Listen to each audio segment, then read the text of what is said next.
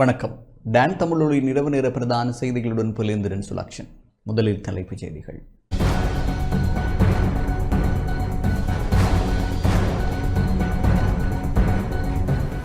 பாடசாலைகளின் கற்றல் செயற்பாடுகள் எதிர்வரும் 16ஆம் திகதி ஆரம்பம். பரங்கியாறு பாலியாறு வெள்ளம் தொடர்பில் மன்னார் அனர்த்த முகாமைத்துவ பிரிவு முன்னெச்சரிக்கை. மண் சரிவு அதி அபாய இடங்களிலிருந்து 15,000 குடும்பங்கள் வெளியேற்றப்பட்டன. வவுனியாவில் 79 குடும்பங்கள் தொடர்ச்சியாக முகாம்களில் இருப்பதாக மாவட்ட அபிவிருத்தி குழு கூட்டத்தில் தகவல். அனர்த்தங்களின் பொறுப்பை அரசாங்கம் ஏற்றுக்கொள்ள வேண்டும் என நாடாளுமன்ற உறுப்பினர் நளின் பண்டார வலியுறுத்தல்.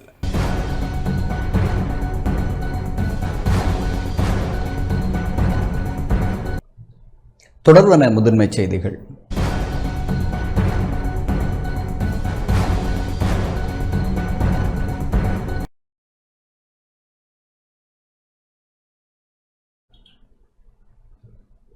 பாடசாலைகளில் கற்றல் செயற்பாடுகள் எதிர்வரும் 16ஆம் தேதி ஆரம்பிக்கப்பட உள்ளன. தென், மேல், வடகிழக்கு, வடமத்தி மற்றும் சபரகமுவ மாகாணங்களில் உள்ள அனைத்து பாடசாலைகளுக்கும் எதிர்வரும் 16ஆம் தேதி 3ஆம் தவணையின் 2ஆம் பகுதிக்காக மீண்டும் திறக்கப்படும் என கல்வி அமைச்சின் செயலாளர் நாலக கலுவ தெரிவித்துள்ளார். கல்வி அமைச்சில் இன்று இடம்பெற்ற செய்தியாளர் சந்திப்பில் கலந்து கொண்டு உரையாற்றும் போதே அவர் இதனை குறிப்பிட்டார். 2025 වසරේ තෙවන වාරයේ நாடளாவிய ரீதியாக உள்ள 10,076 பாடசாலைகளில் 9,929 பாடசாலைகளது கற்றல் செயற்பாடுகள் எதிர்வரும் 16ஆம் தேதி ஆரம்பிக்கப்படவுள்ளன. 147 பாடசாலைகளின் கற்றல் செயற்பாடுகள் இடம்பெறாது. உவா மாகாணத்தில் 26 பாடசாலைகளிலும், மத்திய மாகாணத்தில் 115 பாடசாலைகளினதும், வடமில் மாகாணத்தில் 6 பாடசாலைகளிலும் கற்றல் செயற்பாடுகள் இடம்பெறாது. ஒத்திவைக்கப்பட்ட 2025ஆம் ஆண்டுக்கான கல்வி பொதுத்தராதர உயர்தர பரீட்சைகள் எதிர்வரும் ஜனவரி 12ஆம் தேதி முதல் 20ஆம் தேதி வரை நடைபெறவுள்ளது. 2025ஆம் ஆண்டுக்கான கல்வி பொதுத்தராதர சாதாரணதர பரீட்சைகள் எதிர்வரும் பிப்ரவரி 14 முதல் மார்ச் 2ஆம் தேதி வரை நடைபெறவுள்ளது. 2026ஆம் ஆண்டின் முதலாம் தவணைக்கான கல்வி நடவடிக்கைகள் ஜனவரி 5ஆம் தேதி ஆரம்பமாக உள்ளது. அந்த கற்றல் செயற்பாடுகள் எதிர்வரும் ஏப்ரல் மாதம் 10ஆம் தேதி நிறைவடைய உள்ளது. 6 முதல் 10 வரையான தரங்களுக்கு இம்முறை 3ஆம் தவணைக்கான பரீட்சை நடத்தப்பட மாட்டாது. மாணவர்கள் அடுத்த தரங்களுக்கு வகுப்பேற்றப்படுவார்கள். அத்துடன் 11ஆம் தரத்துக்கு மாத்திரம் மாதிரி பரீட்சை ஒன்று நடத்தப்படும். இது தொடர்பான சுற்றறிக்கை வெளியிடப்பட்டுள்ளது. සම්පූර්ණයෙන්ම සියලුම පාසල් විවෘත කිරීමට කටයුතු කරනවා.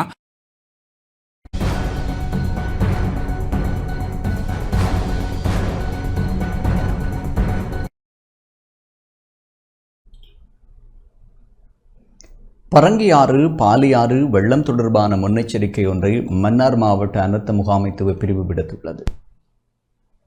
வடகிழக்கு பருவமழை காரணமாக வவுனியா மாவட்டத்தில் தொடர்ச்சியாக பெய்து வரும் மழையினால் பேராறு குளத்தின் பாதுகாப்பு கருதி வான்கதவு ஒன்று இன்று திறந்துவிடப்பட்டுள்ளது. இதனால் பரங்கியாறு பாலியாறு வெள்ளம் தொடர்பான முன்னெச்சரிக்கை ஒன்றை மன்னார் மாவட்ட அனர்த்த முகாமைத்துவ பிரிவு இன்று மாலை விடுத்துள்ளது. மன்னார் மாவட்டம் மாந்தை மேற்கு பிரதேசத்தினூடாக செல்லும் பரங்கியாறு, சிப்பியாறு மற்றும் பாலியாறு ஆகியவற்றின் நீர்மட்டம் குறிப்பிடத்தக்க அளவு உயர்வதற்கான வாய்ப்பு உள்ளது. எனவே ஆற்றின் தாழ்நில பிரதேசங்களான சீது விநாயகர், கூராய், தேவன்பெட்டி, ஆதிமோட்டை, அந்தோனியார்புரம், பாலியாறு ஆகிய பகுதிகளில் வாழும் மக்கள் அவதானமாக இருக்க வேண்டும். கால்நடைகளை மேய்ப்பவர்களும் வெள்ள அனர்த்தத்தில் இருந்து பாதுகாப்பு பெறும் வகையில் தங்கள் கால்நடைகளை பராமரிக்க வேண்டும். இவ்வாறு தொடர்ச்சியாக வழங்கப்படும் முன்னெச்சரிக்கைகளை கணித்து பாதுகாப்பு நடவடிக்கைகளை மேற்கொள்ள வேண்டும் என மன்னார் மாவட்ட அனர்த்த முகாமைத்துவ பிரிவு வலியுறுத்தியுள்ளது.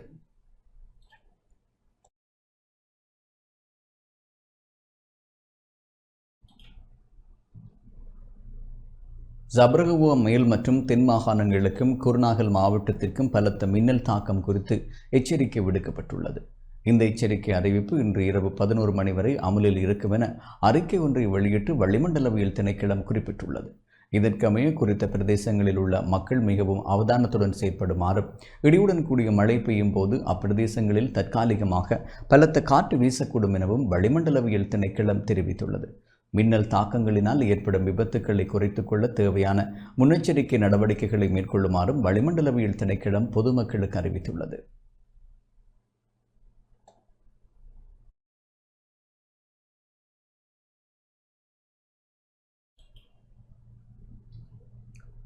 நாட்டில் உள்ள முக்கிய ஆறுகளில் நீர்மட்டங்கள் வழமைக்கு திரும்பியுள்ளதாக நீர்ப்பாசன திணைக்களம் தெரிவித்துள்ளது. கடந்த சில நாட்களாக நாட்டில் நிலவிய சீரற்ற வானிலை காரணமாக அண்மையில் ஆறுகளின் நீர்மட்டம் அதிகரித்திருந்தது. இதனால் நாட்டின் சில பகுதிகளில் பாரிய அளவிலான வெள்ளப்பெருக்குகள் ஏற்பட்டன. இந்நிலையில் தற்போது கனமழை குறைவடைந்துள்ள நிலையில் ஆறுகளின் நீர்மட்டங்கள் சடுதியாக குறைவடைந்துள்ளதாக நீர்ப்பாசன திணைக்களம் தெரிவித்துள்ளது.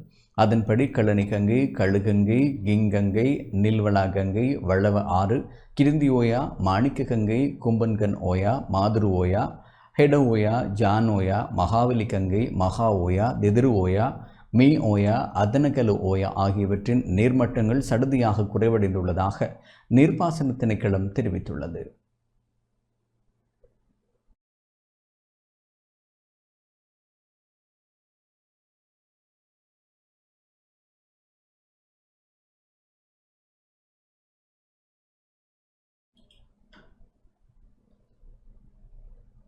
மண்சரிவு அதி அபாய இடங்களில் இருந்து 15,000 குடும்பங்கள் வெளியேற்றப்பட்டுள்ளன. மண்சரிவு அதி அபாய இடங்களாக அடையாளம் காணப்பட்டுள்ள இடங்களில் இருந்து சுமார் 15,000 குடும்பங்கள் வெளியேற்றப்பட்டுள்ளதாக தேசிய கட்டிட ஆராய்ச்சி நிறுவனத்தின் திரேஷ்ட புவியியலாளர் கலாநிதி வசந்த சேனாதிர தெரிவித்துள்ளார். ஊடகங்களுக்கு இன்றைய தினம் கருத்து வெளியிட்ட போது அவர் இதனை குறிப்பிட்டார். இதுவரை அடையாளம் காணப்பட்டுள்ள இடங்களிலிருந்து சுமார் 5,000 குடும்பங்கள் மீள குடியமர்த்தப்பட்டுள்ளன. அந்த அபாயகரமான இடங்களில் வசிக்கும் மக்கள் கட்டாயமாக அந்த இடங்களிலிருந்து வெளியேற வேண்டும். மண் சரிவு சம்பவங்கள் தொடர்பில் கிராம அலுவலர், பிரதேச செயலாளர், மாவட்ட செயலாளரோடாக தேசிய கட்டிட ஆராய்ச்சி நிறுவனத்திற்கு கிடைக்கும் முன்னுரிமை பட்டியலின் அடிப்படையில் ஆய்வுகள் மேற்கொள்ளப்படுகின்றன. வடகிழக்கு பருவமழை ஓரளவு எதிர்பார்க்கப்படுவதால் அபாயகரமான இடங்களில் உள்ள மக்கள் மிகவும் கவனத்துடன் செயற்பட வேண்டும். பாதுகாப்பான இடங்களில் தங்கியுள்ள மக்கள் அங்கேயே தொடர்ந்து தங்கியிருக்க வேண்டும். அதே நேரம் அவர்கள் தேவையற்ற பயணங்களை தவிர்த்துக் கொள்ள வேண்டும். அவ்வாறு செய்ய தவறினால் உயிருக்கு ஆபத்தான நிலைமை ஏற்படக்கூடும். සංවිධාන නිලධාරීන් විසින් නිරීක්ෂණ ලක් කරනු ලබන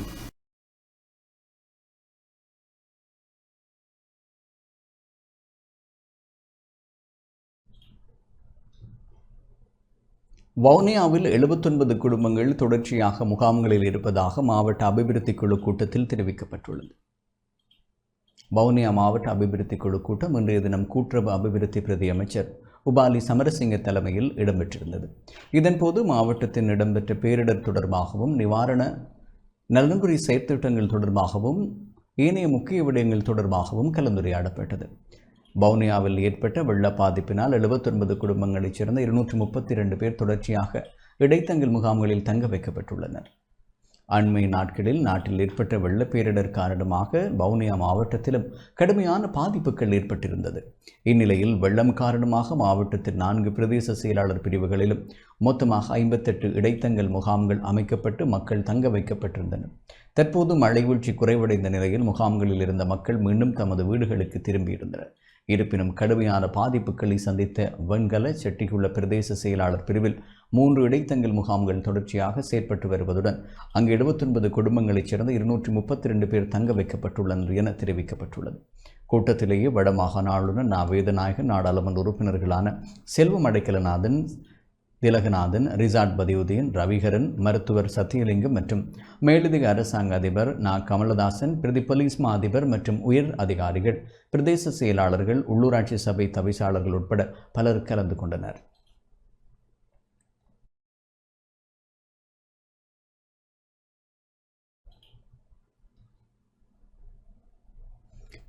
கடும் மழை மற்றும் புயல் காரணமாக வவுனியாவில் உடைப்பெடுத்த குளங்களில் 24 குளங்களின் புனரமைப்பு பணிகள் நிறைவடைந்துள்ளதுடன் 6 குளங்களுடைய கட்டுமான பணிகள் நடைபெற்று வருவதாக மாவட்ட அனர்த்த முகாமைத்துவ பிரிவு தெரிவித்துள்ளது. கடந்த சில நாட்களுக்கு முன்னர் பெய்த கடும் மழை மற்றும் புயலின் காரணமாக வவுனியா மாவட்டத்தில் 114 குளங்கள் உடைப்பெடுத்திருந்தன. உடைப்பெடுத்த குளங்களை புனரமைப்பதற்கான செயற்பாடுகள் மாவட்ட அனர்த்த முகாமைத்துவ பிரிவு மற்றும் கமநல அபிவிருத்தி திணைக்களம் என்பவற்றின் ஊடாக முன்னெடுக்கப்பட்டு வருகின்றன. இராணுவத்தினர், விமானப்படையினர் மற்றும் கமக்கார அமைப்பினரின் உதவியுடன் 24 குளங்கள் முழுமையாக புனரமைக்கப்பட்டுள்ளது. 6 குளங்களினுடைய புனரமைப்பு வேலைகள் தற்போது நடைபெற்று வருகின்றன.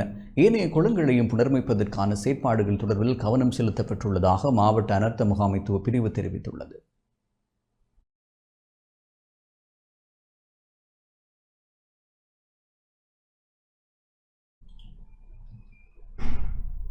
கிளிநொச்சி மாவட்டத்தில் பரந்தன் முல்லைத்தீவு A35 வீதியின் 11வது கிலோமீட்டரில் உள்ள பாலம் வெள்ளத்தினால் சேதமடைந்த நிலையில் இந்திய இராணுவத்தினரால் புனரமைப்பு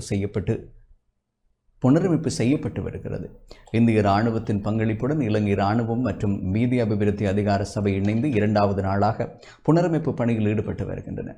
இந்நிலையில் யாழ்ப்பாணம் இந்திய துணை தூதுவர் சாய் முரளி உட்பட இந்தியாவின் குழுவினர் அபிவிருத்தி பணிகளை பார்வையிட்டு இந்திய இராணுவத்தினருடன் கலந்துரையாடியிருந்தனர். இதன்போது கிளிநொச்சி மாவட்ட அரசு அதிபர் எஸ் முரளிதரன் மற்றும் வீதி அபிவிருத்தி அதிகார சபையின் பிரதம பொறியியலாளர், கிளிநொச்சி இராணுவ உயர் அதிகாரிகள் மற்றும் பலர் இணைந்து கொண்டனர். உங்களுக்கு தெரியும், 28 நவம்பர் அன்று ஆரம்பிக்கப்பட்ட இந்த ஆபரேஷன் சாகர் பந்து நடவடிக்கையின் கீழ் இதுவரை 60 டன்னுக்கும் மேலான உதவிப் பொருட்கள் 2 கப்பல் ஊடாக முதலாவது கட்டமாக கொழும்பு துறைமுகத்திற்கும் இன்னொரு கப்பல் திருகோணமலை துறைமுகத்துக்கும் வந்து அடைந்தது. நேற்றைய தினம் தமிழ்நாடு மாநில அரசின் சார்பாகவும் தமிழ்நாடு மக்களின் சார்பாகவும் மேலும் இன்னொரு பகுதி உதவிப் பொருட்கள் இலங்கைக்கு வந்திருக்கின்றன. 300 டன்கள் கொழும்பு துறைமுகத்திற்கும் 700 டன்கள் நேற்று திருகோணமலைக்கும் வந்து அங்கிருந்து பாதிக்கப்பட்ட பல்வேறு பிரதேசங்கள் இலங்கையின் பல்வேறு மாகாணங்களுக்கு கொண்டு செல்லப்படுகின்றன. உதவிப் பொருட்கள் மனிதாபிமான உதவிகள் மட்டுமல்லாமல் இந்தியாவிலிருந்து வருகை தந்திருக்கும் பல்வேறு துறைகளின் நிபுணர்கள், குறிப்பாக தேடல் மீட்பு சம்பந்தமான நடவடிக்கைகள், சுகாதார ஒத்துழைப்பு, உடனடி சிகிச்சைக்கான ஒத்துழைப்புகள், அதே நேரம் உள்கட்டமைப்பு சம்பந்தமான நிவாரணங்கள், சாலைகள், பாலங்கள் போன்ற உள்கட்டமைப்பின் புனரமைப்பு சம்பந்தமான நடவடிக்கைகளும் முன் எடுத்துகின்றார்கள். அந்த வகையில் இங்கு A35 பாதையில் பரந்தன் முல்லைத்தீவு இணைக்கும் இந்த பகுதியில் சில புனரமைப்பு சம்பந்தமான நடவடிக்கைகள் இந்தியாவிலிருந்து வருகை தந்திருக்கும் இந்திய ஆர்மியின் இன்ஜினியர் குழு வந்திருக்கின்றது. இது மிக விரைவில் மக்கள் வழங்கப்படும் என நம்புகிறேன்.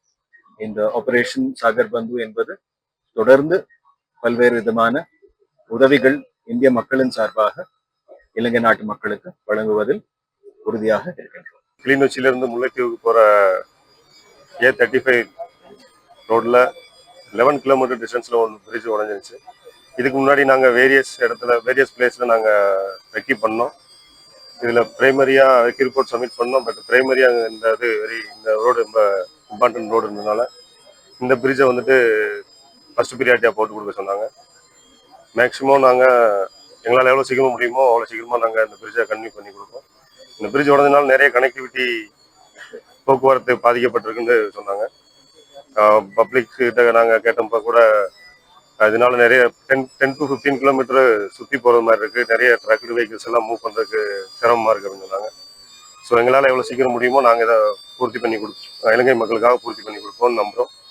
பண்ணி கொடுப்போம்.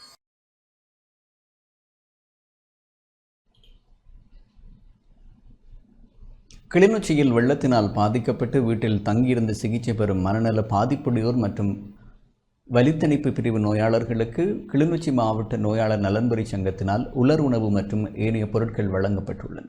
சுமார் 200க்கும் மேற்பட்ட நோயாளர்கள் குடும்பங்களுக்கு மருத்துவர்களின் சிபாரிசுக்கு அமைவாக முழங்காவில், பூனகிரி, பளை, கண்டாவளை, தர்மபுரம், அக்கராயன், உருத்திரபுரம், கரைச்சி உள்ளிட்ட பல பிரதேசங்களின் உதவிகள் வழங்கி வைக்கப்பட்டன. நோயாளர் நலன்புரி சங்க தலைவர், செயலாளர் உள்ளிட்ட நிர்வாக உறுப்பினர்கள் மற்றும் அந்த பிரதேச வைத்தியசாலைகளில் மருத்துவர்கள் உள்ளிட்ட பலர் பங்கேற்று உதவியை கையெழுத்துள்ளனர்.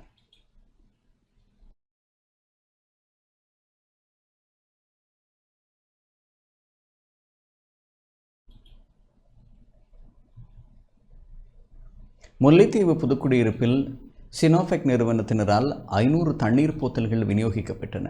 இலங்கையில் 2023ஆம் ஆண்டு தனது செயற்பாடுகளை ஆரம்பித்த சினோஃபெக் மக்களுக்கான நலந்திட்ட செயற்பாடுகளை தொடர்ந்து முன்னெடுத்து வருகிறது. வெள்ளத்தால் பாதிக்கப்பட்ட குடும்பங்களுக்கு குடிநீர் மற்றும் உலர் உணவுப் பொருட்கள் வழங்கும் நடவடிக்கைகளின் ஒரு பகுதியாக நேற்று புதுக்குடியிருப்பு பிரதேச செயலகத்திற்கு வழங்கப்பட்ட 5 லிட்டர் கொள்ளளவு கொண்ட 500 தண்ணீர் போத்தல்கள் பொதுமக்களுக்கு வழங்கப்பட்டன. வடக்கு கிழக்கு மற்றும் வடமத்திய மாகாணங்களுக்கான பிராந்திய முகாமையாளர் கஜமுகனின் ஒருங்கமைப்பில் மேற்கொள்ளப்பட்ட இந்த நலத்திட்ட பணியில் கிராம சேவையாளர்கள், அபிவிருத்தி உத்தியோகஸ்தர்கள் மற்றும் சமூக செயற்பாட்டாளரும் புதுக்குடியிருப்பு பிரதேச சபை உறுப்பினருமான குகணேசன் ஆகியோர் இணைந்து விநியோக நடவடிக்கையில் ஈடுபட்டனர்.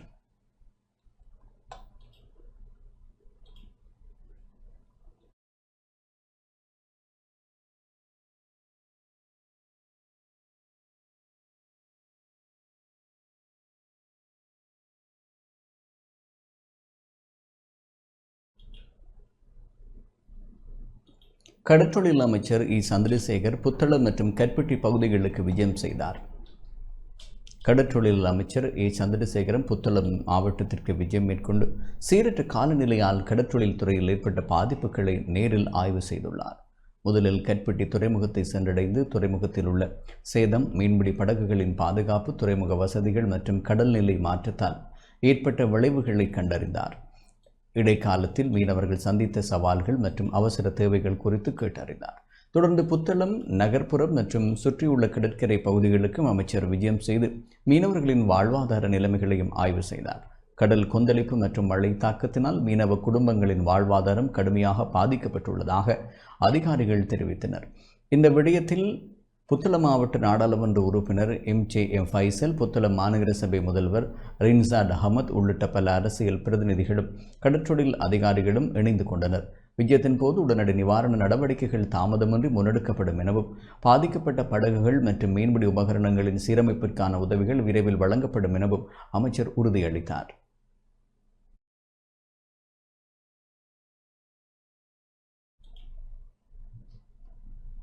கிளிநொச்சி ஸ்கந்தபுரம் பகுதியில் வடிகால் அமைப்பதில் உள்ள இடர்பாடுகள் தொடர்பில் நாடாளுமன்ற உறுப்பினர் சிவஞானம் ஸ்ரீதரன் நேற்றைய தினம் கேட்டறிந்து கொண்டார். நாட்டில் நிலவிய சீரற்ற காலநிலையால் குறித்த வீதியில் தேங்கி நிற்கும் நீர் வழிந்தோடுவதில் உள்ள வடிகால் அமைப்பு பிரச்சினைகளை சுமூகமான முறையில் தீர்வினை காண வேண்டிய அவசியத்தை வலியுறுத்தினார். குறித்த களவிஜயத்தில் நாடாளுமன்ற உறுப்பினருடன் கரைச்சி பிரதேச சபையின் அக்கராயன் வட்டார உறுப்பினர் S முரளி, கிராம அலுவலர் S சர்மிளா, கிராம அபிவிருத்தி சங்க உறுப்பினர்களும் கலந்து கொண்டனர்.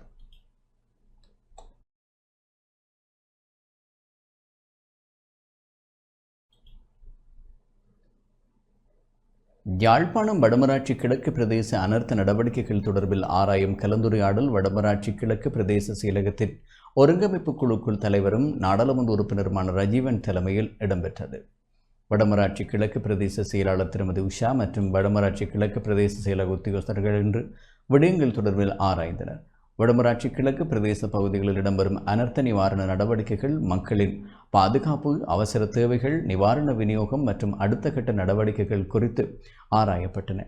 இதில் தேசிய மக்கள் சக்தியின் பருத்தித்துறை பிரதேச சபை உறுப்பினர் ஷாம் மற்றும் நாடாளுமன்ற உறுப்பினர் ரஜீவனின் வடமராட்சி கிழக்கு இணைப்பாளர் உதயபாஸ்கரன், பருத்தித்துறை பிரதேச சபை உறுப்பினர் படிதா மற்றும் தேசிய மக்கள் சக்தியின் சமூக செயற்பாட்டாளர்கள் இதில் பங்கேற்றனர்.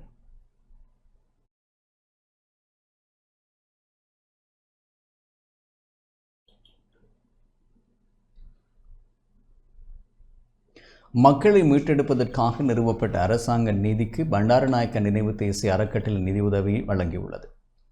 நாட்டில் அண்மையில் ஏற்பட்ட பேரழிவுகளால் பாதிக்கப்பட்ட மக்களை மீட்டெடுப்பதற்கும் மீள்குடியேற்றுவதற்கும் ஆதரவளிப்பதாக நிறுவப்பட்ட அரசாங்க நிதிக்கு ரூபாய் 250 மில்லியனை பண்டாரநாயக்க நினைவு தேசிய அறக்கட்டளை வழங்கியுள்ளது.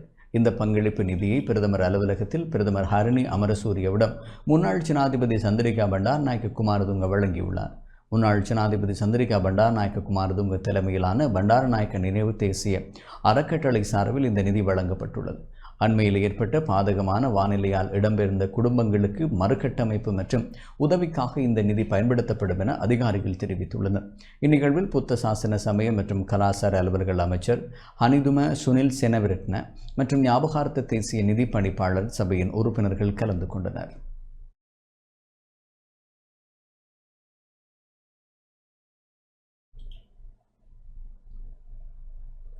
பேரிடரால் பாதிக்கப்பட்ட தொல்கிரிய பிரதேசத்திற்கு எதிர்க்கட்சி தலைவர் விஜயம் செய்தார். பேரிடர் நிலைமைக்கு மத்தியில் மகா ஓயா பெருக்கெடுப்பதால் ஏற்பட்ட வெள்ளம் மற்றும் மண் சரிவு அச்சுறுத்தலை எதிர்கொண்ட துலிகிரிய பிரதேச மக்களின் பிரச்சினைகளை ஆராய எதிர்க்கட்சித் தலைவர் சஜித் பிரேமதாச இன்று அப்பிரதேசத்திற்கு விஜயம் செய்தார். இடைத்தங்கல் முகாமில் இருந்த மக்கள் தங்கள் வீடுகளை சுற்றியுள்ள பகுதிகளில் தற்போது மண் சரிவு ஏற்படும் அபாயம் காணப்படுவதனால் தங்கள் உயிருக்கு ஆபத்து இருப்பதாக எதிர்க்கட்சித் தலைவரிடம் தெரிவித்தனர். துல்கிரிய பிரதேசத்தில் ஏற்பட்ட மண் சரிவால் அவர்களது குடும்பங்களைச் சேர்ந்த பலர் உயிரிழந்துள்ளனர். உயிரிழந்தவர்களின் உடல்களை தோண்டி எடுத்து குடும்ப உறுப்பினர்களுக்கு இறுதி அஞ்சலி செலுத்துவதற்கான வாய்ப்பை பெற்றுத் தருமாறு கோரிக்கை விடுத்தனர். அவர்களின் பிரச்சனைகளை ஆராய்ந்த எதிர்க்கட்சித் தலைவர் சஜித் பிரேமதாச இந்த பிரச்சனைகள் அனைத்தையும் இடர் முகாமைத்துவ ஆலோசனை குழுவில் எடுத்துரைப்பதாக தெரிவித்தார். அவ்வாறே அலவ துரிகிரிய விகாரைகளில் அமைந்துள்ள இடைத்தங்கல் முகாம்களில் இருக்கும் மக்களை சந்தித்து அவர்களின் பிரச்சனைகளையும் சுகதுக்கங்களையும் கேட்டறிந்த எதிர்க்கட்சித் தலைவர் இந்த பிரச்சனைகளை தீர்ப்பதற்கு இயலுமான உதவிகளை பெற்றுத்தருவேன் என்றும் கூடியிருந்தோர் மத்தியில் உறுதியளித்தார். வெள்ளம் மற்றும் மண் சரிவுகள் காரணமாக துல்கிரிய பிரதேச மக்களுக்கு பெரும் சொத்து சேதங்கள் நிகழ்ந்துள்ளன என உயிரிழப்புகளும் இங்கு நடந்துள்ளன என்றும் எதிர்க்கட்சித் தலைவர் சஜித் பிரேமதாச இங்கு மேலும் தெரிவித்துள்ளார்.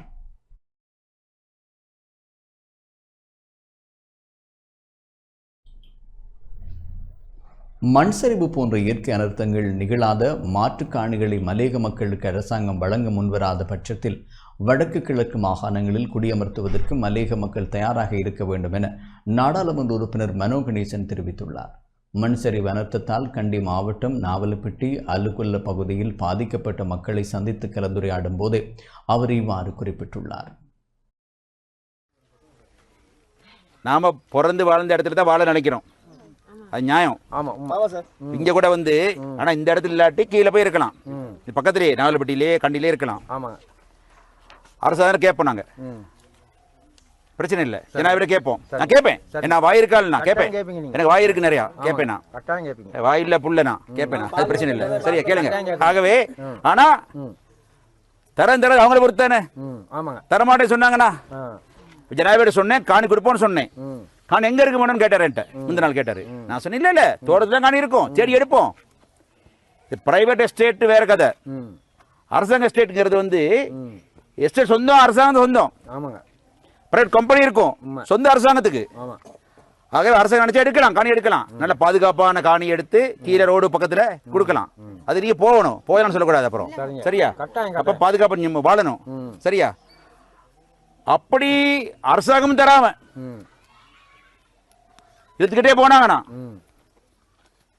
அப்ப எனக்கு இப்ப நிறைய பேர் சொல்றாரு வெளிநாட்டுல இருந்து, நீங்க வந்து மனோ கணேசன், நீங்க வந்து மலையத்தில் கஷ்டப்படுற மக்களுக்கு, மண் சரிவில் வாழ்ற மக்களுக்கு நாங்க பாதுகாப்பு நடந்துடுறோம். வடக்கு கிழக்கு மாகாணத்துல வவுனியால, கிளிநொச்சியில, யாழ்ப்பாணத்துல, மட்டக்களப்புல தாரோம், காணி தாரோம், குடியேறி விவசாயம் செஞ்சு வாழ சொல்லுங்க அப்படின்னு சொல்றாங்க. நான் என்ன சொன்னேன்னா, வடகிழக்குல எங்கே இருக்கிற அரசியல்வாதிகள் சொன்ன சரி வராது. சொந்த காணி இருக்கிறவங்க வெளிநாட்டு இருக்காங்க தானே, இப்ப புலம்பெயர்ந்து வாழ்றாங்க, அவங்க எல்லாம் தொடர்பு கொண்டு சொன்னாங்க, எனக்கு என் காணி இங்க இருக்குது தரேன்னு சொன்னாங்கன்னா நான் மக்களுக்கு எடுத்து கொடுக்குறேன். எனக்கு இல்ல காணி, நீ கேட்டீங்க காணி தாங்க நான் குடியேறேன்னு சொன்னவங்க இருந்தாங்கன்னா ஒரு பட்டியல் எடுப்பேன். அப்புறம் காணி தரேன்னு சொல்லுவாங்க தானே அவங்க பட்டியல் கொடுத்தாங்கன்னா ரெண்டே கனெக்ட் பண்ணி விட்டுருவேன் நான். அப்படி ஆகவே ஒருவேளை காணி கிடைக்காட்டி வடகிழக்கில் போய் குடியேற தயாரா நீங்க சொல்லுங்க. பேசுறேன், எங்க காலம் முடிஞ்சுங்க, ஆனா சொந்த காணி வேணும் உங்களுக்கு அங்க விவசாயம் பண்றதுக்கு. கடுமை உழைப்பீங்க தான் நீங்க, எனக்கு தெரியும் மலைய தமிழர்கள் நல்ல உழைப்பாளிகள், உழைப்பாங்க, அது பார்ப்போம், சரியா? நான் முடிஞ்ச வரைக்கும் நீங்க தான் வாங்கி தர பார்ப்பேன், ஏன்னா நீங்க பிறந்த இடத்துல தான் வாழணும், எனக்கு விருப்பம் அப்படிதான், சரியா? நானும் கண்டிக்காரன் தான், பாதி கண்டிக்காரன் பாதி கேகாலக்காரன்.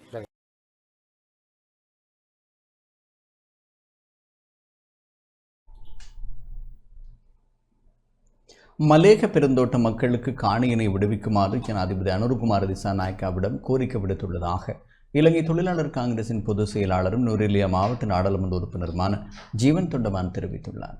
நுரெலியாவில் நேற்று இடம்பெற்ற அபிவிருத்தி குழு கூட்டத்தில் கலந்து கொண்ட போதே அவர் இந்த கோரிக்கையை முன்வைத்ததாக தெரிவித்துள்ளார். கொட்டகலை லோக்கில் தோட்ட பகுதியில் வெள்ள அனர்த்தத்தினால் பாதிக்கப்பட்ட மக்களின் பிள்ளைகளுக்கு நாடாளுமன்ற உறுப்பினர் நாமல் ராஜபக்ஷவிடம் முன்வைக்கப்பட்ட கோரிக்கைக்கு அமைய ஒரு தொகுதி கற்றல் உபகரணங்களை வழங்கி வைத்த போதே அவர் இதனை தெரிவித்துள்ளார்.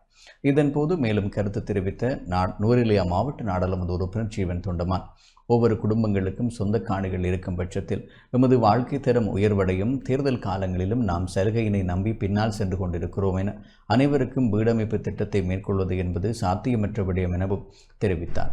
இந்நிலையில் பொதுச் செயலாளர் ஜீவன் தொண்டமான் உட்பட ஸ்ரீலங்கா பொதுஜன பெரமுனவின் தேசிய அமைப்பாளரும் நாடாளுமன்ற உறுப்பினருமான நாமல் ராஜபக்ஷ, கொட்டகலை பிரதேச சபை தலைவர் ரஜமணி பிரசாத் உட்பட பலரும் கலந்து கொண்டனர்.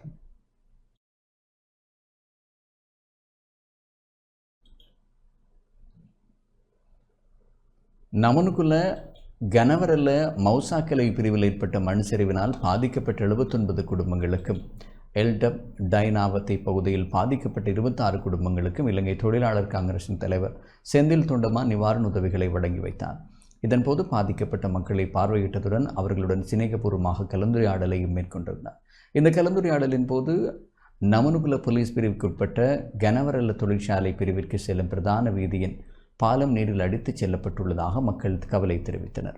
மண் சரிவினால் வீதிகள் முற்றாக தாளரங்கியுள்ளதாகவும், குறித்த தோட்டத்திற்கான போக்குவரத்து பாதிக்கப்பட்டுள்ள நிலையில் அத்தியாவசிய தேவைகளுக்காக வெளியில் செல்ல முடியாத அசௌகரியம் ஏற்பட்டுள்ளதாகவும் பாதிக்கப்பட்ட இதன்போது சுட்டிக்காட்டினர்.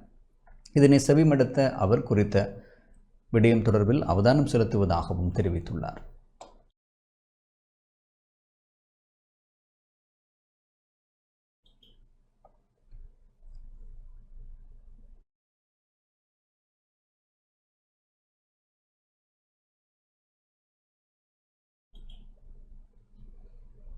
பொருளாதார வீழ்ச்சி உள்ளிட்ட பல்வேறு சந்தர்ப்பங்களில் இலங்கையை வீழ்ச்சி கண்ட போதெல்லாம் தமிழக முதல்வர் மு.க. ஸ்டாலின் உதவிக்கரம் நீட்டியதாகவும், எனவே அவருக்கு தமது நன்றிகளை தெரிவித்துக் கொள்வதாக இலங்கை தொழிலாளர் காங்கிரசின் தலைவர் செந்தில் தொண்டமான் தெரிவித்துள்ளார். ஊடகங்களுக்கு கருத்து தெரிவிக்கும் போது அவர் இதனை குறிப்பிட்டார். தமிழக முதலமைச்சர் மாண்புமிகு மு.க. ஸ்டாலின் அவர்கள் இது முதல் தடவை இல்லை, பல தடவை இலங்கை பொருளாதார வீழ்ச்சியும் சரி மற்ற நேரங்களையும் பல தடவை அவர் உதவி செஞ்சுருக்கிறாரு. அதன் அடிப்படையில் இந்த பயணம் அவங்க உதவி செஞ்சுருக்கிறது வரவேற்கத்தக்கது. இந்த நேரத்தில் தமிழக முதலமைச்சர் அவர்களுக்கு என்னோட மனமார்ந்த நன்றிகள். அதே மாதிரி அவரோட சீஃப் செக்ரட்டரியாக இருக்கிறவர், அது மட்டும் இல்லை அவங்களோட ஐஏஎஸ் ஆஃபீஸர் ரீதா அவங்க மேடம் மற்றும் வள்ளலார் அவர்கள், நிறைய பேர், புகழ்காந்தி அவர்கள், பாராளுமன்ற உறுப்பினர் அப்துல்லா அவர்கள், நிறைய பேர் ஹெல்ப் பண்ணியிருக்காங்க. அவங்க எல்லாத்துக்குமே இந்த இடத்துல நன்றியை தெரிவிக்கணும். தொடர்ந்து இந்த வேலை திட்டங்கள் எதிர்காலத்திலையும் தமிழக அரசு தொடர்ந்து இலங்கைக்கு இந்த மாதிரி ஒரு பொருளாதார வீழ்ச்சியில் மட்டும் இல்லை, இப்போ இந்த டிசாஸ்டர்லேயே அவங்க உறுதியை நின்னதுங்கிறது கண்டிப்பாக அது வரவேற்கத்தக்க விஷயம். இப்போ நிறையா தோட்டப்புறங்களில் விஜயம் மேற்கொண்டப்போ நிறைய பேர் மண் சரிவால் பாதிக்கப்பட்டு பாடசாலைகளையும் கலாச்சார மண்டபத்துலையும் இருக்கிறாங்க. இப்போ அவங்கள போய் சந்திக்கும் போது அவங்கள பொறுத்த வரைக்கும் அடுத்து என்ன நிலவரம், அவங்க திரும்ப பழைய வீட்டுக்கே போகிறதா இல்லைன்னா அவங்க புதிதாக வேறு மாற்று இடங்களுக்கு போகணுமாங்கிற ஒரு என்ன நிலைப்பாடுங்கிறத தெரியாமல் இருக்கிறாங்க. அப்போ அவங்களோட கலந்து பேசிட்டு மேனேஜ்மெண்ட்டுக்கு பேசும்போது மேனேஜ்மெண்ட் ஸ்டேட் மேனேஜ்மெண்ட் சொல்கிறாங்க என்னென்னா, எதிர்காலத்தில் என்பிஆர்ஓ அவங்க இருந்த இடத்துக்கு போக முடியாது, ஹை ரிஸ்க் இருக்குதுன்னு சொன்னால் அவங்க மாற்று இடத்த தர்றதான நடவடிக்கை மேற்கொள்கிறேன்னாங்க. அப்போ நாங்கள் எஸ்டேட் மேனேஜ்மெண்ட்டை தொடர்பு கொண்டு என்ன தெரிவித்தோம்னா, எப்படி இருந்தாலும் ஒரு தோட்டத்தில் ஒரு மாற்று இடங்கிறது அடையாளம் கண்டுபிடிச்சி வைக்கணும். அது மண் சரிவு ஏற்படும் போது அதுக்கப்புறம் நீங்கள் கண்டுபிடிக்கிறது இன்னும் கால தாமதமாகும். என்பிஆர் ஒரு 15 நாள் கழித்து இல்லை அவங்க மாற்று இடம் போகணும்னு சொன்னால் அதுக்கு பிறகு இவங்க இந்த வேலையை ஆரம்பித்தா அது இன்னொரு 1 மாதம் 1.5 மாதம் இன்னும் காலதாமதம். அது வரைக்கும் அவங்கள பாடசாலையில் தங்க வைக்கிறது சிக்கலாக இருக்கும். அதனால் நான் அவங்கள்ட்ட தெரிவித்தேன்னா உடனடியாக இன்றைக்கி இஎஃப்சி ஒரு டிஜி வஜிரா அவர்களை சந்தித்து உடனடியாக எல்லா கம்பெனிகள்ட்டையும் பேசி மாற்று இடங்கள் அந்தந்த தோட்டத்தில் அடையாளம் காண்றதுக்கு ஏற்பாடு பண்ண சொல்லுங்கள். அப்போ அந்த வேலை ஒரு 1.5 மாதம் போகும்போது என்பிஆர் ரிப்போர்ட் வரும்போது அவங்க மாற்று இடங்கள் போக வேண்டிய தேவை இருந்துச்சுன்னா உடனடியாக நிறைய டோனர்ஸ் இருக்கிறாங்க, அவங்க ஹெல்ப் பண்ணுறதுக்கு, தற்காலிக வீடுகள் கட்டுறதுக்கு, நிரந்தர வீடுகள் வர வரைக்கும் தற்காலிக வீடுகள் அமைச்சு அவங்களெல்லாம் அந்த இடத்துக்கு அனுப்பக்கூடிய வாய்ப்பு ஏற்படும்னு நான் தெரிவிச்சிருக்கேன். அதன் பேரில் நீங்கள் வஜிரா அவர்கள் எனக்கு உறுதியளித்து இருக்கிறாரு, இஎஃப்சியில் இருக்கிற வஜிரா அவர்கள் உடனடியாக இதுக்கான நடவடிக்கையை மேற்கொள்வதாக. பாதிக்கப்பட்ட மலையக மக்களுக்காக அம்பாறை ஆலையடிபொம்பு பிரதேச செயலாளர் திரவியராஜின் ஆலோசனைக்கு அமைவாக இளைஞர் கழக சம்மேளனம் மற்றும் பிரதேச சமூக ஆர்வலர்கள், பிரதேச செயலக உத்தியோகஸ்தர்கள் என பலரது பங்கு பெற்றதுடன் சேகரிக்கப்பட்ட நிவாரணப் பொருட்கள் மலையகத்தின் பல்வேறு பகுதிகளிலும் விநியோகிக்கப்பட்டன. நிவாரணப் பொருட்களை பார ஊர்தி மூலம் மலையகத்திற்கு கொண்டு சென்ற நிவாரணப் பணிக்குழுவின் பிரதிநிதிகள் பாதிக்கப்பட்ட முகாம்களில் தங்க வைக்கப்பட்டிருந்த மக்களை சந்தித்து அவர்களிடம் நேரடியாக கையளித்தார்.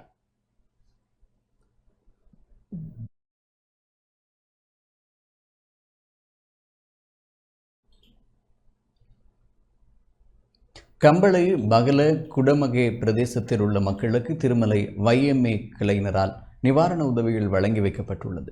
வெள்ளத்தில் மூழ்கிய கம்பளை பலக குடமகே பிரதேசத்தில் உள்ள வீடுகளையும் வீதிகளையும் சுத்தம் செய்யும் பணிகளில் திருகோணமலையில் ஈடுபட்டிருந்த குறித்த இளைஞர்கள் பாதிக்கப்பட்டவர்களுக்கான நிவாரணங்களையும் வழங்கியுள்ளனர். கம்பளை பகல குடமேகல பிரதேச மக்களுக்கான நிவாரண உதவிகள் வழங்கும் நிகழ்வு திருகோணமலை YMMA இன் மாவட்ட பணிப்பாளர் முக்தார் தலைமையில் இடம்பெற்றது. இதன்போது அகில இலங்கை YMMA பேரவையின் முன்னாள் தலைவர் ஜாயிட் எம் ரிஸ்மி, பொதுச் செயலாளர் இம்திக்சாம் மற்றும் உப தலைவர் நிப்ராஸ் உள்ளிட்ட பலர் கலந்து கொண்டனர்.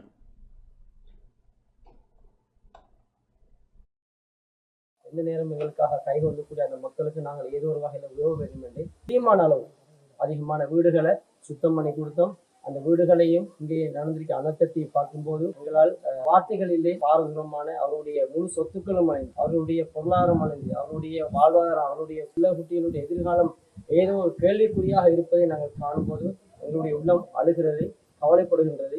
இருந்த போதிலும் இந்த மக்களை ஏதோ ஒரு வகையில் நாங்கள் மீட்டெடுக்க வேண்டும்.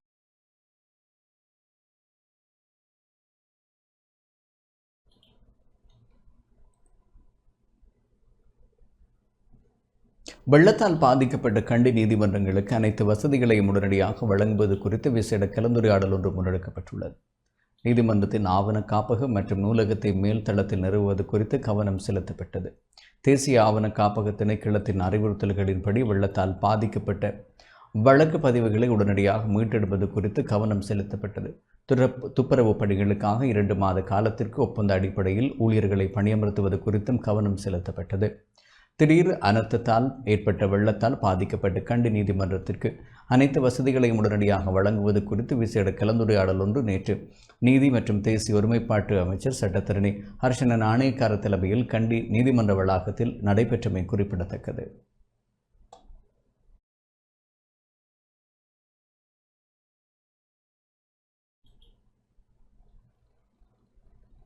நாட்டில் ஏற்பட்ட சீரற்ற காலநிலையினால் உயிர்நீத்த உறவுகளுக்கு ஆத்மசாந்தி பிரார்த்தனையும் நாடு இயற்கை அனர்த்தங்களிலிருந்து மீண்டெழ வேண்டும் என கோரி விசேட பிரார்த்தனை ஒன்று மாத்தளை அருள்மிகு ஸ்ரீ முதுமாரியம்பாள் தேவஸ்தானத்தின் விசேட பூஜை நிகழ்வுகள் நேற்று மாலை இடம்பெற்றது. இந்நிகழ்வில் பொத்து சாசன மற்றும் கலாசார பிரதி அமைச்சர் கமகெதர தேசாநாயக்க, மாத்தளை மாவட்ட அரசு அதிபர் மதநாயக்க, தேவஸ்தான அறங்காவலர் சபையினர், பிரதேச சபை உறுப்பினர்கள், அரசு அதிகாரிகள் மற்றும் ஏனைய அமைப்புகளின் அங்கத்தவர்கள் உட்பட பலர் பூஜை நிகழ்வில் கலந்து கொண்டனர்.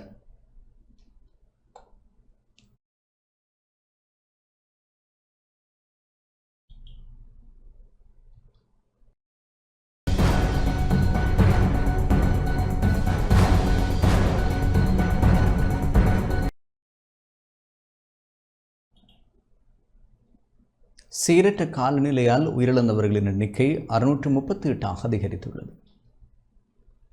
நாட்டில் நிலவிய சீரற்ற காலநிலை காரணமாக 638 பேர் உயிரிழந்துள்ளதாக அனர்த்த முகாமைத்துவ மத்திய நிலையம் தெரிவித்துள்ளது. நிலவும் சீரற்ற காலநிலை காரணமாக ஏற்பட்ட அனர்த்தங்களில் சிக்குண்டவர்களை மீட்கும் பணிகள் தொடர்ந்து முன்னெடுக்கப்பட்டு வருகின்றன. அனர்த்த முகாமைத்துவ நிலையத்தினரால் இன்று வெளியிடப்பட்டுள்ள அறிக்கையில் இந்த விடயம் தெரிவிக்கப்பட்டுள்ளது. சீரற்ற காலநிலையால் ஏற்பட்ட அனர்த்தத்தால் 191 பேர் காணாமல் போயுள்ளனர். கண்டி மாவட்டத்தில் 81 பேரும், கேகாலையில் 31 பேரும், நுரேலியாவில் 37 பேரும் காணாமல் போயுள்ளனர். 360 தங்குமிடங்களில் 20,373 குடும்பங்களைச் சேர்ந்த 63,628 பேர் தங்க வைக்கப்பட்டுள்ளனர். அனர்த்தம் தொடர்பிலான தகவல்களை வழங்குவதற்காக 117 என்ற இலக்கம் தொடர்ந்தும் செயற்பாட்டில் உள்ளது.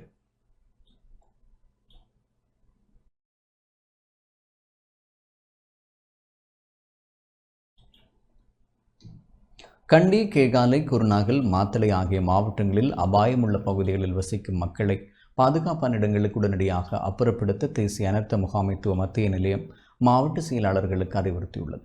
தற்போது நிலவும் மழையுடனான வானிலை காரணமாக தேசிய கட்டிட ஆராய்ச்சி நிறுவனம் மேற்கொண்ட 4 மாவட்டங்களின் அடையாளம் காணப்பட்ட பிரதேச செயலாளர் பிரிவுகளுக்கு மண்சரிவு அபாயம் குறித்து சிவப்பு எச்சரிக்கையை வெளியிட்டுள்ளது.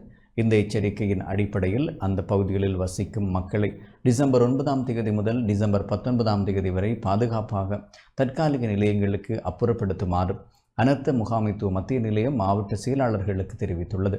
இந்த மக்களை வெளியேற்றும் நடவடிக்கைகளை மாவட்ட செயலாளர், தேசிய கட்டிட ஆராய்ச்சி நிறுவன அதிகாரிகள், பிரதேச செயலாளர்கள், கிராம உத்தியோகஸ்தர், இலங்கை போலீஸ் மற்றும் ஏனைய தொடர்புடைய தரப்பினர் ஒருங்கமைப்புடன் மேற்கொள்ளுமாறு அனர்த்த முகாமைத்துவ நிலையம் அறிவுறுத்தியுள்ளது.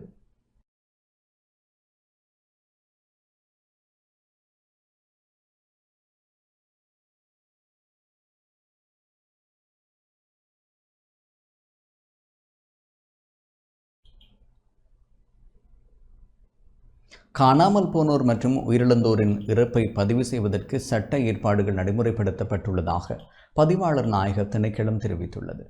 நாட்டில் சீரற்ற வானிலை காரணமாக ஏற்பட்ட மண் சரிவு மற்றும் வெள்ளப்பெருக்கு காரணமாக உயிரிழந்த அல்லது காணாமல் போன நபர்களின் இறப்பை பதிவு செய்வதற்கு தேவையான சட்ட ஏற்பாடுகள் தற்போது நடைமுறைப்படுத்தப்பட்டுள்ளதாக பதிவாளர் நாயக திணைக்களம் தெரிவித்துள்ளது.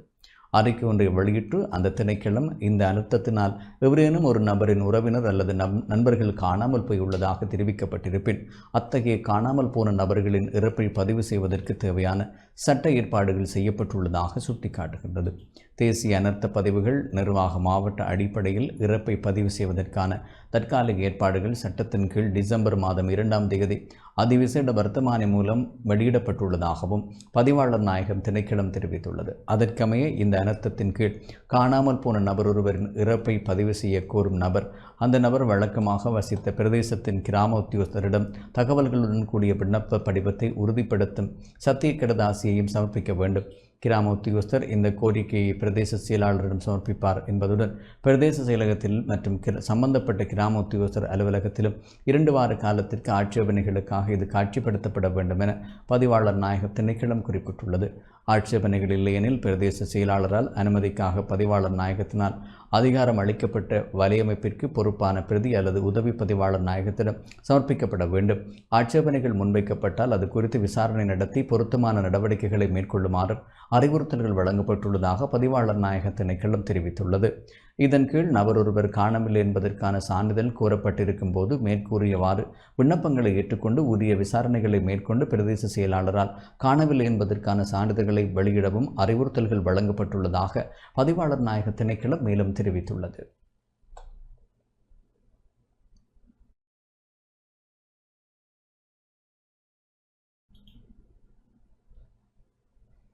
ஒவ்வொரு பிரஜைகளுக்கும் பாதுகாப்பான வாழ்க்கையை பெற்றுக் கொடுப்பதே அரசாங்கத்தின் நோக்கம் என ஜனாதிபதி அனுருகுமார திசாநாயக்க தெரிவித்துள்ளார். ஒவ்வொரு பிரஜைகளுக்கும் பாதுகாப்பான வாழ்க்கையை பெற்றுக் கொடுப்பதே அரசாங்கத்தின் நோக்கம் என்றும் மக்களை மீள்குடியேற்றும் போது முறையான மேற்பார்வையுடன் செயல்படுவது அனைவரினதும் பொறுப்பு என்றும் ஜனாதிபதி அனுருகுமார திசாநாயக்க வலியுறுத்தினார். பாதிக்கப்பட்ட பதுளை மாவட்டத்தில் இயல்பு நிலையை மீள கட்டியெழுப்புவதற்கும் அத்தியாவசிய உட்கட்டமைப்புகளை மேம்படுத்துவதற்கும் செயல்படுத்தப்படும் திட்டங்கள் குறித்து மீளாய்வு செய்வதற்குமாகவும் நேற்று ஊவா மாகாண நூலக கேட்போர் கூடத்தில் நடைபெற்ற மாவட்ட ஒருங்கிணைப்பு குழு கூட்டத்தில் கலந்து கொண்டு உரையாற்றும் போது ஜனாதிபதி இவ்வாறு தெரிவித்தார். உட்கட்டமைப்பு அபிவிருத்திக்காக இந்த வருடத்தில் அரசாங்கம் வழங்கிய நிதி ஒதுக்கீட்டை பயன்படுத்தி சம்பந்தப்பட்ட அனைத்து மறுசீரமைப்புகளையும் டிசம்பர் 31ஆம் தேதிக்கு முன்னர் நிறைவு செய்யுமாறும் அந்த நிதி ஒதுக்கீடுகளை மீளத் திருப்பி அனுப்ப வேண்டாம் என்றும் ஜனாதிபதி சம்பந்தப்பட்ட பிரிவுகளுக்கு அறிவுறுத்தினார். மக்களுக்கு நிவாரணம் வழங்குவதற்கும் அன்றாட இயல்பு வாழ்க்கையை மீள கட்டியெழுப்புவதற்கும் தேவையான நிதி ஒதுக்கீடுகளில் எந்த பற்றாக்குறையும் கிடையாது என்றும் இந்த அவசரகால நிதி வரம்புகளை பொருட்படுத்தாமல் அனைத்து நிறுவனங்களுக்கும் தங்கள் பொறுப்புகளை நன்கு ஒருங்கிணைத்து நிறைவேற்றுவதே அவசியமானது எனவும் ஜனாதிபதி தெரிவித்தார். பதுளை மாவட்டத்தில் 19,133 குடும்பங்களைச் சேர்ந்த 64,140 பேர் இந்த அனர்த்தத்தால் பாதிக்கப்பட்டுள்ளனர். 418 வீடுகள் முழுமையாக சேதமடைந்துள்ளன. 7,703 வீடுகள் பகுதியளவில் சேதமடைந்துள்ளன. சேதமடைந்த வீதிகளை மீளமைப்பது, மின்சாரம், நீர்வளங்கள், தகவல் தொடர்பு, நீர்ப்பாசனம் மற்றும் ஏனைய அத்தியாவசிய உட்கட்டமைப்பு வசதிகளை மீள கட்டியெழுப்புவது மற்றும் விவசாயம், கால்நடைகளை, நன்னீர், மீன்பிடி, சுகாதாரம், கல்வி போன்ற துறைகளை மீண்டும் ஆரம்பிப்பது குறித்து ஜனாதிபதி தனித்தனியாக கேட்டறிந்தார். வீதி அபிவிருத்தி அதிகார சபை, மாகாண வீதி அபிவிருத்தி திணைக்களம் மற்றும் உள்ளூராட்சி சபை வீதிகள் என்பன பிடித்து பார்க்காமல் அனைத்து வீதிகளும் புனரமைப்பு பணிகளை சம்பந்தமாக மேற்கொள்ள வேண்டியதன் அவசியத்தையும் ஜனாதிபதி சுட்டிக்காட்டினார். அதற்காக நிதி ஒதுக்கீடுகளை போதுமானதாக இல்லாவிட்டால் தேவையான நிதியை கோருமாறும் அவர் அதிகாரிகளுக்கு அறிவித்தார். மாவட்டத்தில் நிரந்தர மறுசீரமைப்பு அவசியமான அனைத்து வீதிகளின் மதிப்பீட்டையும் தயாரித்து தயாரித்து சமர்ப்பிக்குமாறு ஜனாதிபதி அறிவுறுத்தல் வழங்கினார். ஜனவரி மாதத்திற்கு இந்த பணிகளை தொடங்குவதற்கான நிதியை வழங்க முடியும் என்றும் அவர் மேலும் தெரிவித்துள்ளார்.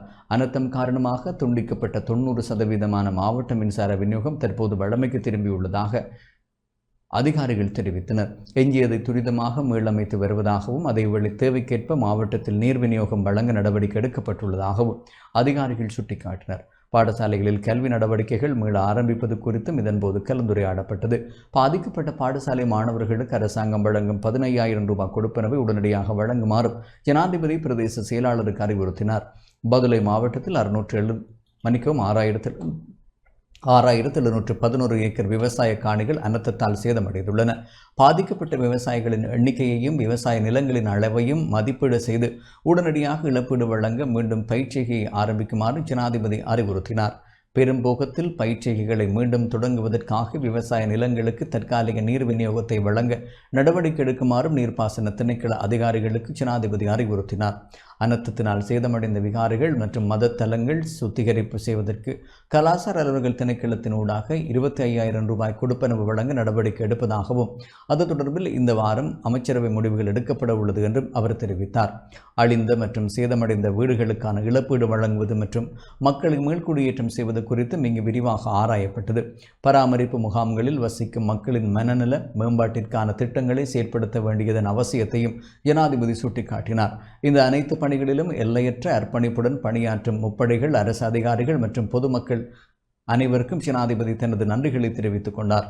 பதுளை மாவட்ட ஒருங்கிணைப்பு குழு தலைவரும் பெருந்தோட்டம் மற்றும் உட்கட்டமைப்பு சமூக வசதிகள் அமைச்சருமான சமந்த வித்யாரத்ன, பதுளை மாவட்ட ஒருங்கிணைப்பு குழு இணைத் தலைவரும் உவா மாகாண ஆளுநருமான சட்டத்திரணி கபில ஜெயசேகர, பிரதி அமைச்சர்கள், நாடாளுமன்ற உறுப்பினர்கள், உவா மாகாண பிரதம செயலாளர் மற்றும் உள்ளூராட்சி சபைகளின் பிரதிநிதிகள், நிதி அமைச்சின் செயலாளர், நிதி அமைச்சின் சிரேஷ்ட அதிகாரிகள், பதுளை மாவட்ட பிரதேச செயலாளர் உள்ளிட்ட அரசு அதிகாரிகள் மற்றும் பாதுகாப்பு படை பிரதிநிதிகளும் இந்த நிகழ்வில் கலந்து கொண்டனர்.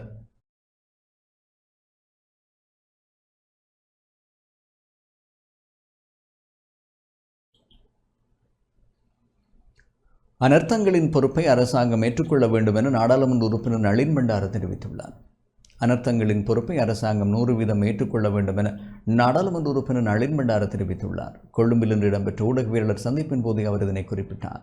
மார்க அனதுரக்குணாம அனர்த்தத்தின் காரணமாக உயிரிழந்தவர்களின் எண்ணிக்கையையும் காணாமல் போனவர்களின் எண்ணிக்கையையும் அரசாங்கம் இன்று மறைத்து வைத்துள்ளது. அதற்கு காரணம் இது ஒரு மனித கொலையாகும். ஒரு கொலையாளி தான் இவ்வளவு பேரை கொண்டேன் என்று சொல்ல போவதில்லை. ஒரு கொலையாளி முடிந்தவரை தன்னால் தற்காத்துக் கொள்ளவே பார்ப்பான். எனவே இன்று உயிரிழந்தவர்களின் எண்ணிக்கையையும் காணாமல் போனவர்களின் எண்ணிக்கையையும் வெளியிடுவதை அரசாங்கம் தாமதப்படுத்திக் கொண்டிருக்கிறது. அதற்கு காரணம் இந்த அனர்த்தத்திற்கு 100% அரசாங்கமே பொறுப்பாகும். 12, 13, 14 திகதிகளில் வளிமண்டலவியல் திணைக்களம் இது குறித்து கூறியது. சர்வதேச ஊடக நிறுவனங்கள் இது குறித்து கூறின. அரசாங்கம் பணம் வீசி பணத்தை விநியோகித்து இந்த அனர்த்தத்தை குறைத்துக் கொள்ள முயற்சிக்கிறது. இந்த ஆபத்தை தவிர்த்திருக்க முடியும், குறைந்தபட்சம் குறைத்திருக்க முடியும். ஆனால் குறைத்துக் கொள்ள முடியாமல் போன இந்த அரசாங்கம் இதை மிகவும் நீர்த்து போன விதத்திலேயே பார்த்தது. ஏனெனில் அவர்களுக்கு 12ஆம் திகதி தேசிய தினத்தை கொண்டாடுவதுதான் பெரிய விடயமாக இருந்தது. அந்த ஒரு நோக்கத்திற்காகத்தான் இவர்கள் எல்லாவற்றையும் பொய்யாக மறைத்து கடைசியில் நாட்டு மக்களின் பொருளாதாரம், மக்கள் வாழ்க்கை, உயிர்கள், உடைமைகளை அளித்தன. ஆனால் குறைத்துக் கொள்ளக்கூடிய சந்தர்ப்பங்களை இந்த அரசாங்கம் எடுத்த நீர்த்து போன தீர்மானங்களாலும் கோழைத்தனமான செயல்பட்டதாலும்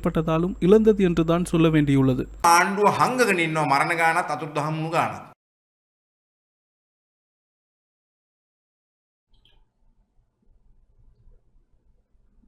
தொடர்பான வர்த்தக வாணிப செய்திகள்.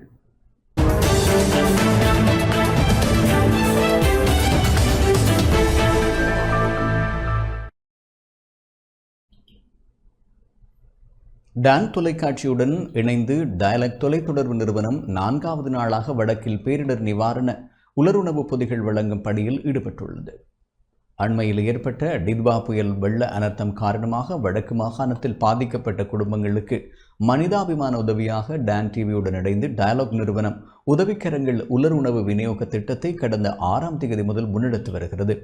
அந்த வகையில் இன்றைய தினம் முல்லைத்தீவு மாவட்டத்தில் இந்த நிவாரணப் பொதிகள் வழங்கப்பட்டன.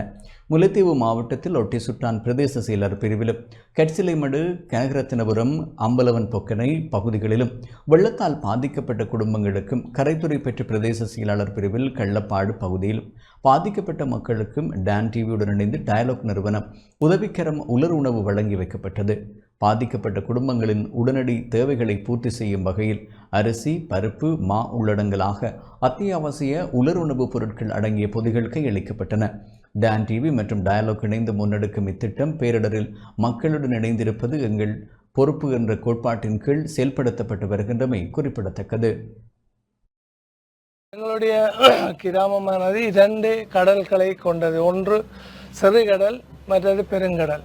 உண்மையிலே இந்த அனர்த்தத்தின் போது எங்களுடைய கிராமம் இது கடற்களாலே சூழப்பட்டு இந்த மக்கள் வாழ்வா சாவா என்ற ஒரு இக்கட்டான நிலையிலே வந்தவர்கள்.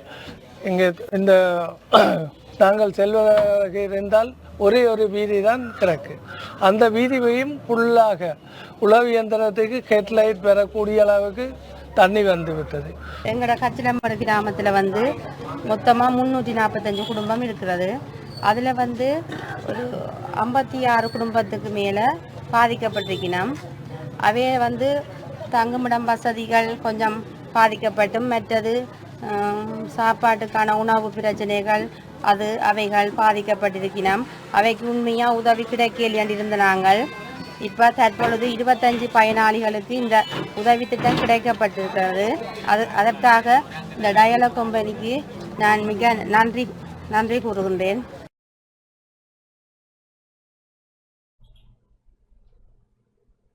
நேற்று வவுனியா மாவட்டத்தில் வெள்ள அனர்த்தத்தினால் பாதிக்கப்பட்ட குடும்பங்களுக்கு நிவாரணப் பொதிகள் வழங்கி வைக்கப்பட்டன. அந்த வகையில் வவுனியா மாவட்டத்தில் நெடுங்கணி பிரதேச செயலாளர் பிரிவிலும், கஞ்சர்மூட்டை வவுனியா வடக்கு பிரதேச செயலர் பிரிவில் மருதோடை, ஊஞ்சால்கட்டி கிராமம், கெட்குளம் கிராமம் மற்றும் வவுனியா ஒலிமடு கிராமத்திலும் பாதிக்கப்பட்ட மக்களுக்கு டான் டிவியுடன் டயலாக் நிறுவனம் இணைந்து உதவிக்கரங்கள் உலருணவு பொதிகளை வழங்கி வைத்தது.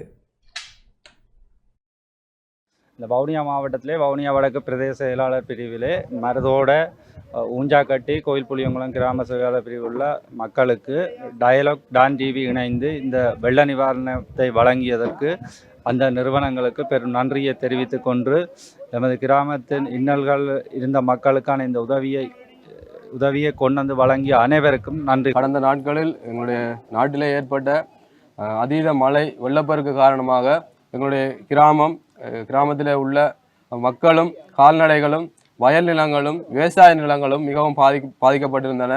அந்த சூழ்நிலையிலும் வேலைவாய்ப்பு இல்லாமல் அநேகர் வறுமை கோட்டுக்குள்ளாக சென்று கொண்டிருந்த இந்த சூழ்நிலையிலும் எங்களை நோக்கி எங்கள் மீது கரிசனை கொண்டு வந்து இந்த உலருணவு பொதியை எங்கள் மக்களுக்காக கொடுத்து உதவி கொண்டிருக்கிற டான் டிவி மற்றும் டயலாக் நிறுவனத்துக்கு எங்களுடைய கிராமத்தின் சார்பாக மனமார்ந்த நன்றிகளை தெரிவித்துக் கொள்கிறேன். குறிப்பிட்ட சில நாட்களுக்கு முதல் நடந்த இந்த வெள்ள அனர்த்தத்துக்காக எங்களுடைய கிராம மக்களுக்கான பெரிய ஒரு உதவியை வந்து இந்த இடத்துல வந்து வழங்குவதற்காக முன்வந்த டான் டிவியினருக்கும் டயலாக் கம்பெனிக்கும் இந்த மக்கள் சார்பாகவும் கிராமம் சார்பாகவும் மனமார்ந்த நன்றிகளை தெரிவித்துக் கொள்கின்றோம். சரியான கஷ்டமான கிராமம், வெள்ளத்தால் பாதிக்கப்பட்டு காற்றால் பாதிக்கப்பட்ட இதுக்கு நீங்கள் இவ்வளவு தூரம் இருந்து எங்களுக்கு வந்து இந்த நிவாரண பொதியை தந்து உதவுவது பெரிய உதவியாக இருக்கும். இந்த மக்கள் எல்லாம் கஷ்டத்தின் மத்தியிலே வாழ்ந்து கொண்டிருக்கிறோம்.